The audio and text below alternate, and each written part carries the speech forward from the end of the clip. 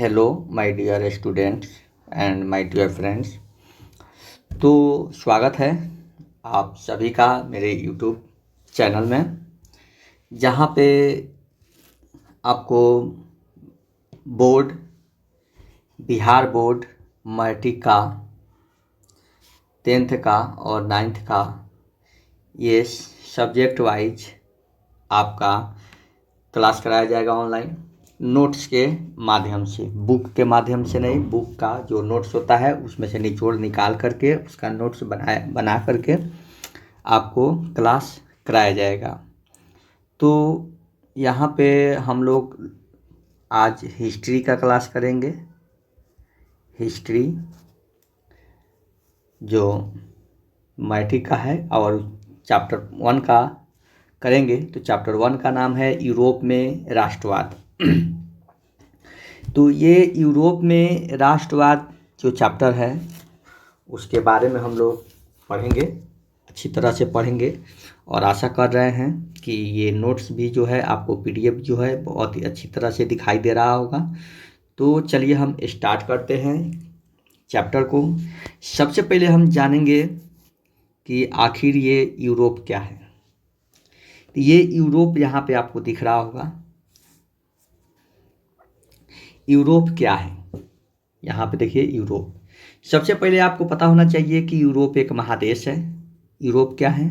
तो यूरोप एक महादेश है जिसमें इटली, जर्मनी, ऑस्ट्रिया, पर्सा, रूस, ब्रिटेन, यूनान, पोलैंड, बोहेमिया आदि देश आते हैं। देश तो बहुत आते हैं, लेकिन ये देश जो है उस समय प्रचलित था, तो इसीलिए हमने इन्हीं देशों का नाम इसमें लिया है, ताकि इस चैप्टर में जो हम पढ़ेंगे अधिकतर इन्हीं देशों के बारे में हम लोग अध्ययन करेंगे। ठीक है। तो यूरोप क्या है? तो यूरोप एक महादेश है जिसमें इटली, जर्मनी, ऑस्ट्रिया, पर्सा, रूस, ब्रिटेन, यूनान, पोलैंड, बोहेमिया आदि जैसे देश आते हैं। अब बात आता है, चैप्टर है यहाँ पे यूरोप में राष्ट्रवाद। चैप्टर क्या है? यूरोप में राष्ट्रवाद। तो ये यूरोप तो हमने पढ़ लिया है, ये राष्ट्रवाद क्या है? तो यहाँ पे ये राष्ट्रवाद क्या है? तो राष्ट्रवाद मेरे प्यारे दोस्तों, मेरे प्यारे छात्रों, राष्ट्रवाद क्या होता है? आम भाषा में कहा जाए तो देश के प्रति प्रेम हो जाना को ही राष्ट्रवाद कहते हैं। ये आम भाषा में अगर कहा जाए तो देश के प्रति प्रेम हो जाना ही राष्ट्रवाद है। अगर किताबी भाषा में कहा जाए, जैसे आपको परीक्षा में अगर लिखने के लिए कहा जाए, तो उसको हम लिख सकते हैं। यहाँ पे देखिएगा, यहाँ पे राष्ट्र के प्रति प्रेम की भावना को राष्ट्रवाद कहते हैं। राष्ट्र के प्रति प्रेम की भावना को राष्ट्रवाद कहते हैं। एक और तरीके से इसको कैसे लिखेंगे? राष्ट्रवाद एक ऐसी भावना है जो किसी भौगोलिक, सांस्कृतिक या सामाजिक परिवेश में रहने वाले लोगों में एकता का वाहक बनती है। एकता का वाहक माने कहने का मतलब है कि हमारे देश में किसी भी प्रकार के लोग हों, किसी भी जाति धर्म के लोग हों, इन सभी लोगों में बिना भेदभाव किए जो एकता का वाहक बनता है उसी को राष्ट्रवाद कहा जाता है। ठीक है, उसी को हम लोग क्या कहते हैं साथियों? राष्ट्रवाद कहते हैं। ठीक है, तो ये बातें आपको समझ में आ गई होगी। अब हम लोग पढ़ेंगे यूरोप के बारे में अच्छी तरह से। तो यहाँ पे हमारा टॉपिक है, यहाँ पे देखिएगा, टॉपिक आपको अच्छे से समझ में आ जानी चाहिए। नहीं समझ में आएगी कमेंट बॉक्स में आप शेयर कीजिएगा कि सर भैया हमको ये समझ में नहीं आया, तो मैं फिर से आपको ये वीडियो एक बार और आपको शॉर्टकट में बना करके दूंगा। तो चलिए, अगला हमारा तत्व है यूरोप में राष्ट्रवाद हुआ। तो यूरोप में राष्ट्रवाद में उसका विकास हुआ, विकास में क्या सहायक तत्व हुआ, क्या प्रॉब्लम्स हुआ, इन सभी तत्व चीज़ों के बारे में पढ़ेंगे। सबसे पहले हम लोग जानेंगे यूरोप में राष्ट्रवाद के विकास में सहायक तत्व। आखिर ये जो यूरोप में राष्ट्रवाद हुआ, इसका विकास भी हुआ, तो इसमें क्या क्या सहायक तत्व था, इन सभी तत्वों के बारे में हम लोग इस चैप्टर में जानेंगे। तो चलिए हम लोग देखते हैं यहाँ पे सबसे पहला तत्व हुआ पुनर्जागरण के फलस्वरूप उत्पन्न परिस्थितियाँ। जब पुनर्जागरण हुआ, यानी कि पुनर्जागरण कहने का मतलब है कि देश को, लोगों को जागृत करना अपने राष्ट्र के प्रति और एक नए देश को नए आगे बढ़ाने के अभियान की तरफ चलना, उसी को हम लोग बोलते हैं पुनर्जागरण। तो ये उत्पन्न जितनी भी परिस्थितियाँ आई, इन सभी चीज़ों के बारे में हम जानेंगे। सबसे पहले परिस्थिति क्या आई, सबसे पहले हम लोग इसमें पढ़ेंगे फ्रांसीसी क्रांति। आपने सुना होगा फ्रांसीसी क्रांति, फ्रांसीसी क्रांति एकदम याद रखिएगा, ये मोस्ट इम्पोर्टेंट क्वेश्चन है, हेडिंग है। फ्रांसीसी क्रांति जो हुआ था 1789 ईस्वी में हुआ था। कब हुआ था प्यारे साथियों? 1789 ईस्वी में। तो ये कह रहा है यहाँ पे कि 1789 के फ्रांसीसी क्रांति के आदर्श कौन थे? आदर्श तो यहाँ पे देखेंगे नेपोलियन का सैन्य अभियान और मेटरनिक की प्रतिक्रियावादी नीति। कब? जब ये 1789 में फ्रांसीसी क्रांति के आदर्श यानी कि कुछ तत्व थे जो उसमें थे। सबसे पहला नेपोलियन का सैन्य अभियान और मेटरनिक की प्रतिक्रियावादी नीति। सबसे पहले हम इसमें पढ़ेंगे नेपोलियन युग। क्या पढ़ेंगे साथियों? तो नेपोलियन युग पढ़ेंगे। क्या पढ़ेंगे? नेपोलियन युग। नेपोलियन का युग जो था 1804 से 1805 ईस्वी तक चला। 1804 से 1815 ईस्वी तक चला। ये इसको हम लोग बोलते हैं नेपोलियन युग। नेपोलियन युग बोलते हैं। क्या बोलते हैं? नेपोलियन युग। नेपोलियन युग कब से कब चला? 1804 से 1815 तक। ये बातें हमारे साथ दोहरा करके आप याद कर लीजिएगा। तो चलिए आगे देखते हैं नेपोलियन युग में क्या क्या हुआ। स्टार्टिंग से हम लोग देखते हैं। सबसे पहले देखते हैं 1804 में। 1804 में नेपोलियन क्या बना? फ्रांस का सम्राट बना। 1804 में नेपोलियन फ्रांस का क्या बना? सम्राट बना। इतने बातें याद रखना है ये कि नेपोलियन फ्रांस का सम्राट कब बना? तो 1804 ईस्वी में। ठीक है। 1804 में नेपोलियन ने नेपोलियन संहिता लागू किया।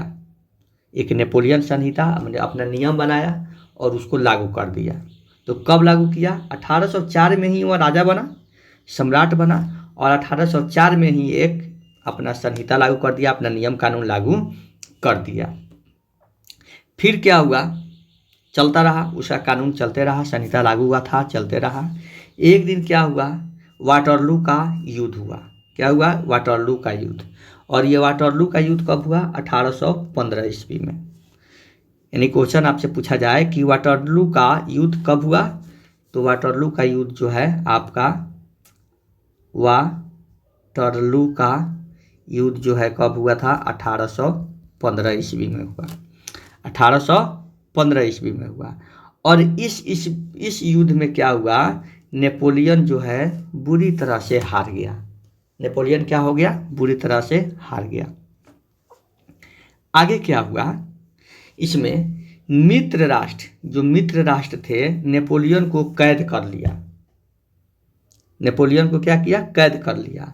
और सेंट हेलेना नामक टापू पर, एक टापू था जिसका नाम था सेंट हेलेना नामक टापू पर रख दिया, जहां 1821 में नेपोलियन का मृत्यु हो गया। तो आपको इसमें से इम्पोर्टेंट शब्द क्या है?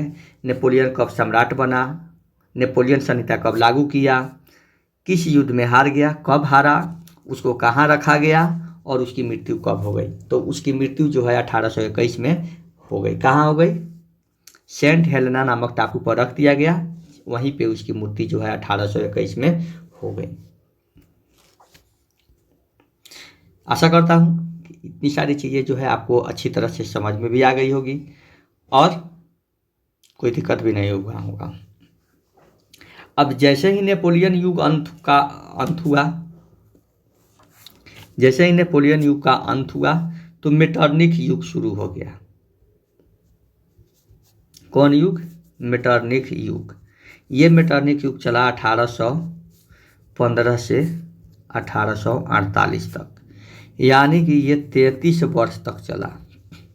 1815 से 1848 ईस्वी तक चला मेटरनिख युग। अब मेटरनिख युग में क्या क्या हुआ, चलिए देखते हैं। देखिए दोस्तों, एकदम प्यार से पढ़ना है, आराम से पढ़ना है, धीरे धीरे पढ़ना है, किसी भी प्रकार की हड़बड़ी नहीं करनी है। नोट्स आपको मिल जाएगा। नोट्स का अगर आप पीडीएफ लेना चाहते हैं सारे सब्जेक्ट का, तो एक सब्जेक्ट का अगर आप हमसे नोट्स लेना चाहते हैं तो 99 रुपीज़ में आपको एक सब्जेक्ट का पूरा पीडीएफ आपको मिल जाएगा।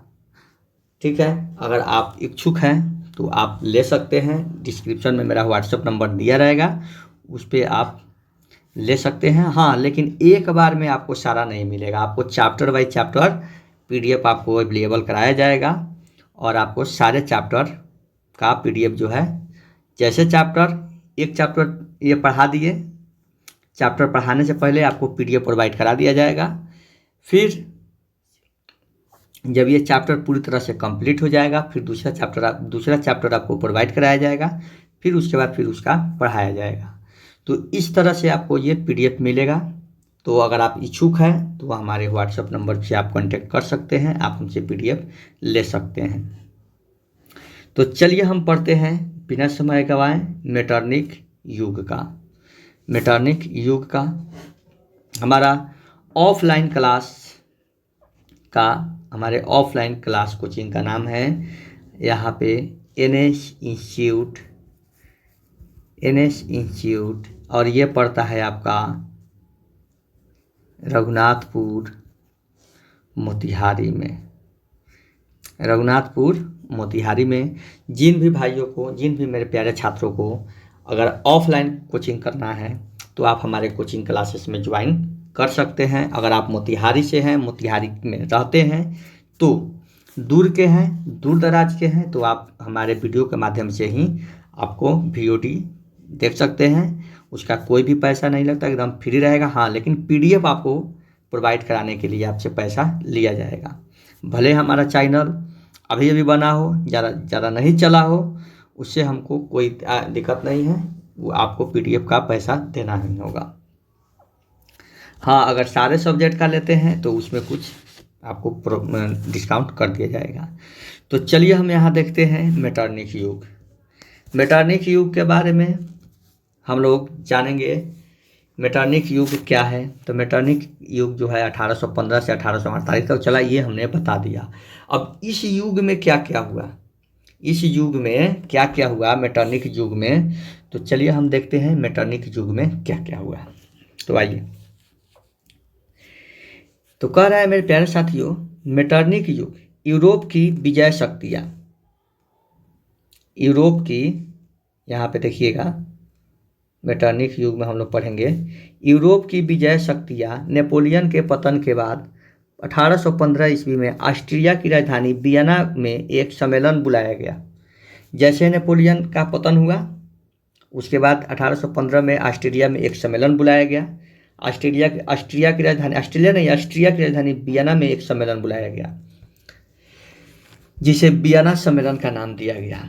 अब ये बातें भी आपको याद रखना है कि वियना सम्मेलन कब हुआ था। वियना सम्मेलन कब हुआ था? तो वियना सम्मेलन जो है 1815 ईस्वी में हुआ था। कब हुआ था? 1815 ईस्वी में। ये बातें आपको याद रखना है।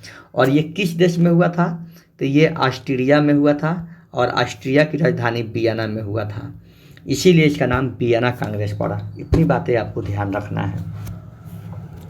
तो चलिए, तो इसका नाम वियना सम्मेलन रखा गया। क्यों रखा गया? क्योंकि ऑस्ट्रिया की राजधानी वियना में बुलाया गया था। अब आता है बात, इसकी अध्यक्षता किसने किया था? तो इसकी अध्यक्षता जो है उस समय ऑस्ट्रिया के चांसलर थे मेटरनिख। ऑस्ट्रिया के चांसलर कौन थे? यहाँ पे क्वेश्चन है, शब्द है, ऑस्ट्रिया के चांसलर कौन थे?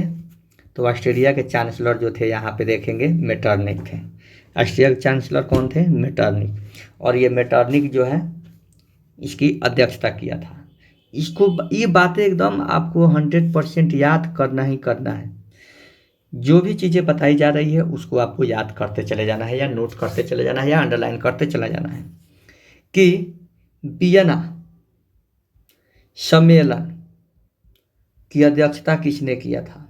तो मेटरनिख ने। कब हुआ था? तो 1815 ईस्वी में। कहाँ हुआ था?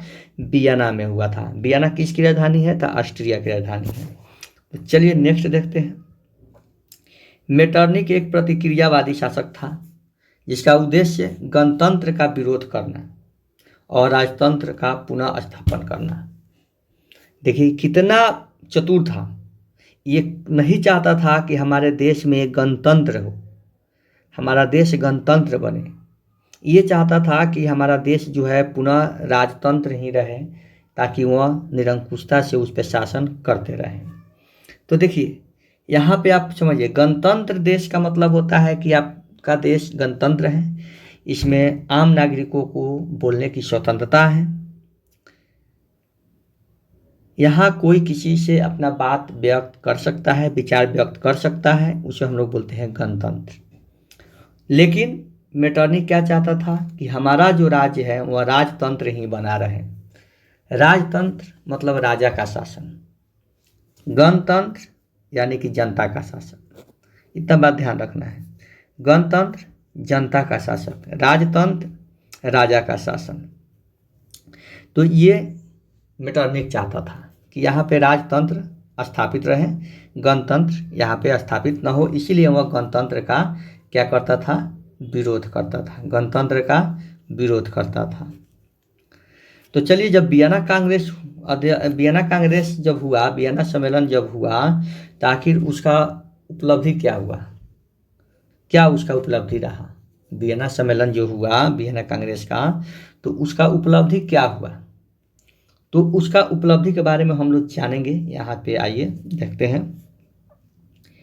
इटली पर अपना प्रभावित स्थापित रखने के लिए मेटरनिख ने उसे कई राज्यों में विभाजित कर दिया। सबसे पहला उपलब्धि मिला, वो तो राजतंत्र चाहता था, इसीलिए उसने क्या किया कि इटली पर अपना प्रभाव को स्थापित रखने के लिए, ताकि इटली हमारे अंदर में रहे, उसको स्थापित करने के लिए ये चोट्टा ने क्या किया? देखिए इसने क्या किया कि उसे छोटे छोटे राज्यों में, उसे कई छोटे छोटे राज्यों में विभक्त कर दिया, कई छोटे छोटे राज्यों में विभक्त कर दिया ताकि शासन करना आसान हो जाए। इतना ही था। दूसरा, सिसिली और नेपल्स के प्रदेश बुर्बो वंश के सम्राट फर्डिनेंड को दे दिया। अब यहाँ पे देखिएगा दोस्तों, अब यह बुर्बो वंश का सम्राट कौन था? फर्डिनेंड। बुर्बो वंश का सम्राट कौन था? फर्डिनेंड था। और ये बुर्बो वंश का सम्राट फर्डिनेंड को दे दिया किस, कौन कौन? सिसिली और नेपल्स को। सिसिली और नेपल्स को किसको दे दिया? बुर्बो वंश के सम्राट फर्डिनेंड को दे दिया। तो आप हमारे साथ दोहराएंगे तो ये सारी चीज़ें जो है आप याद कर लेंगे, ठीक है। तो इस तरह से उन्होंने ये वियना कांग्रेस की उपलब्धियां हुई। आगे, रोम और उसके आसपास राज्यों को पोप को सौंप दिया। देखिए, रोम का जो शासक होता था ना, उसे पोप कहा जाता था। वहाँ पोप होता था, जो शासक होता था, सम्राट होता था, उसको पोप कहा जाता था। तो कह रहा है कि रोम और उसके आसपास जितने भी राज थे उसे किसको सौंप दिया? पोप को सौंप दिया। कौन सौंप दिया? मेटरनिख ने। क्यों सौंप दिया? ताकि उसको शासन करना आसान हो जाए। आगे देखिए,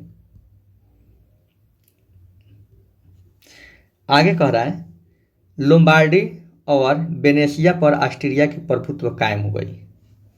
अब जब उस सबको बांट दिया, दे दिया, तो लोम्बार्डी और वेनेशिया पर जो है ऑस्ट्रिया की प्रभुता जो है फिर से कायम हो गई। परमा, मोडना और टस्कनी के प्रांत हेल्सबर्ग राजवंश को दे दिया गया, ठीक है। यानी कि छोटे छोटे राज्यों में उसको बांट दिया, और वहाँ के छोटे छोटे जो शासक थे, जैसे वहाँ के परमा, मोडना और टस्कनी के प्रांत हैंसबर्ग राजवंश को सौंप दिया। जेनेवा और पिंड माउंट के राज्य में सम्मिलित कर लिया गया।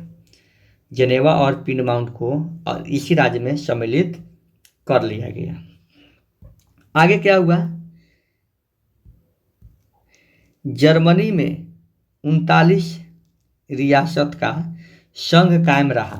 अब जर्मनी में कितना रियासत का संघ बन गया, 39, और वह कायम रहा, जिसमें क्या हुआ, जिस पर ऑस्ट्रिया का अधिकार स्थापित किया गया तथा हर संभव प्रयास किया गया कि राष्ट्रीयता की भावना न जगे। देखिए कितना शातिर दिमाग लगाया। जर्मनी में यहाँ पे देखिए, जर्मनी में यहाँ पे 39 रियासत का संघ अपने आप कायम कर लिया। ठीक है, कायम कर लिया, कायम तो कर लिया। यह भी प्रयास किया कि लोगों के बीच राष्ट्रीयता की भावना न जगे, यानी कि देश के प्रति प्रेम की भावना जो है लोगों में जागृत न हो, लोगों में एकता की भावना न जागृत हो।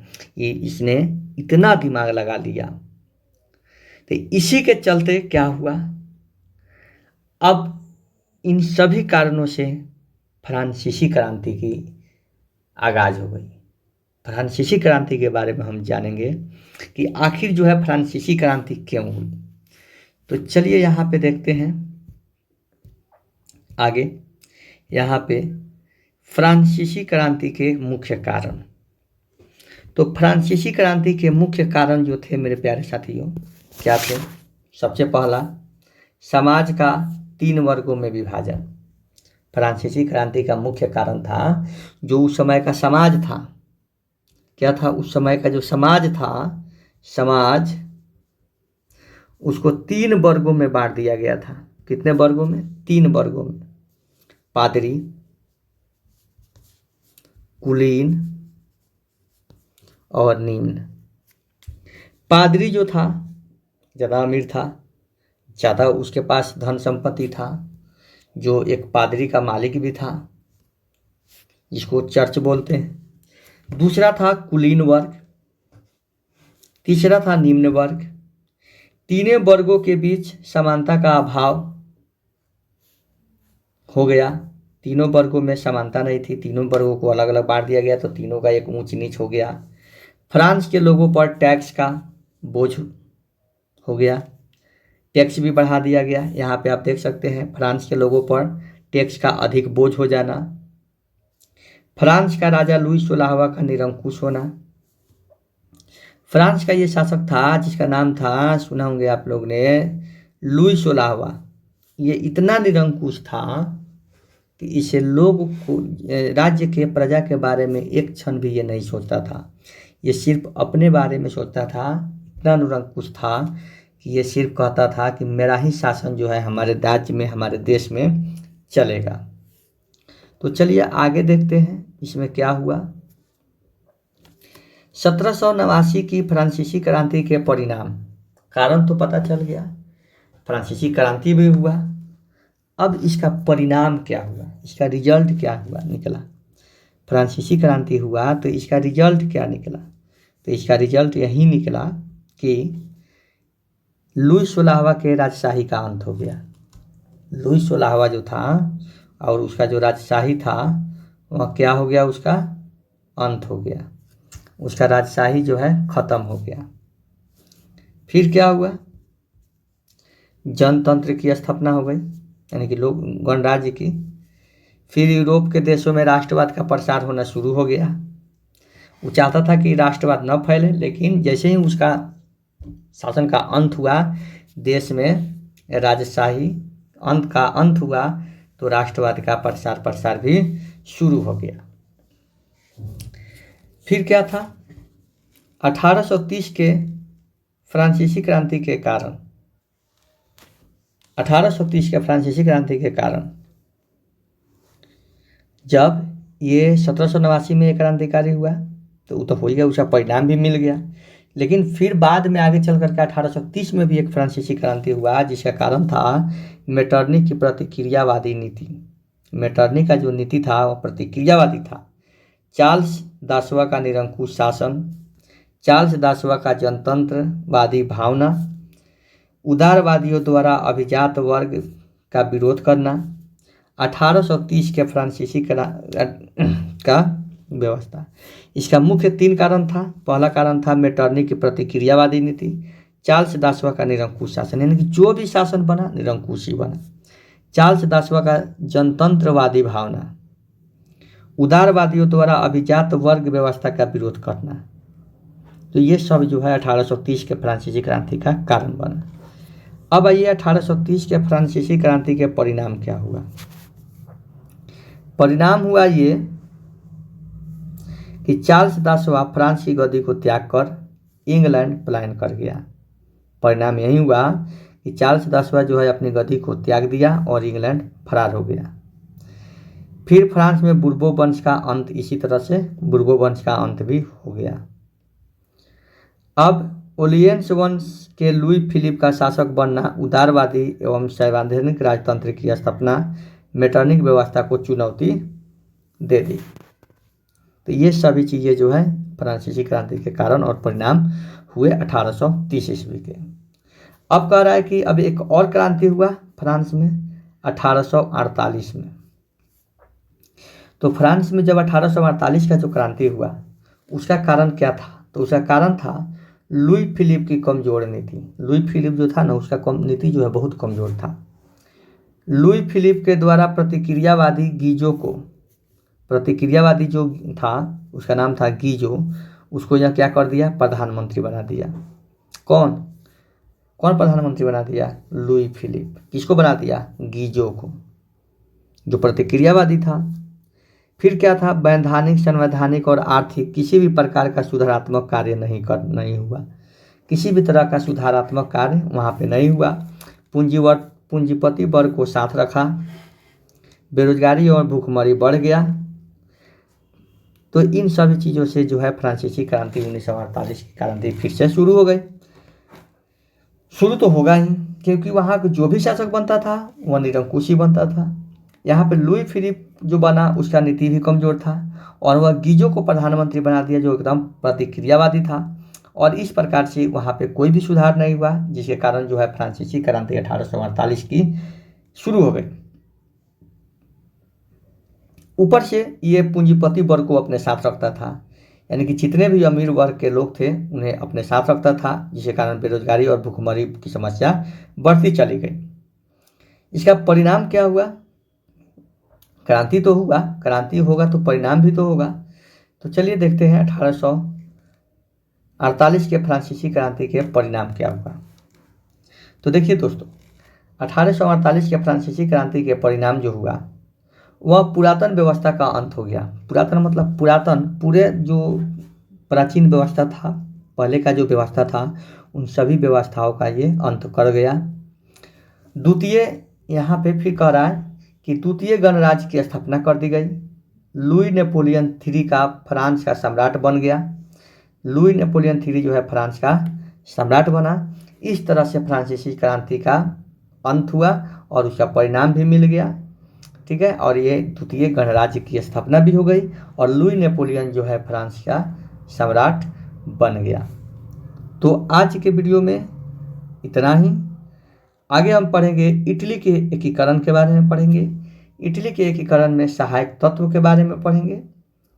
या यह समझिए कि आप इटली के एकीकरण के बारे में हम लोग जानेंगे कि आखिर इटली का जो है एकीकरण कैसे हुआ, इटली में राष्ट्रवाद की भावना कैसे जागृत हुई, इटली का विकास जो है कैसे हुआ और इटली का एकीकरण जो कैसे हुआ, इनकी सारी समस्याएं, इनका सहायक तत्व, इनके परिणाम, दुष्परिणाम, सारी चीज़ों के बारे में, इसमें किसका योगदान हुआ रहा, किसका योगदान कितना था, इन सभी चीज़ों के बारे में हम लोग बारीकी से पढ़ेंगे और अच्छे से पढ़ेंगे। इसलिए आप जो है हमारे चैनल को सब्सक्राइब कर लीजिए और वीडियो को लाइक कर दीजिए और वीडियो को शेयर भी कीजिए ताकि और भी बच्चे जो है हमसे ये पढ़ सकें। तो चलिए मिलते हैं पार्ट 2 में इसके। ये पार्ट 1 था, भाग 1 था यूरोप में राष्ट्रवाद का, क्लास 10th का, बिहार बोर्ड का। तो मिलते हैं अगले वीडियो में, तब तक के लिए जय हिंद, जय छात्र।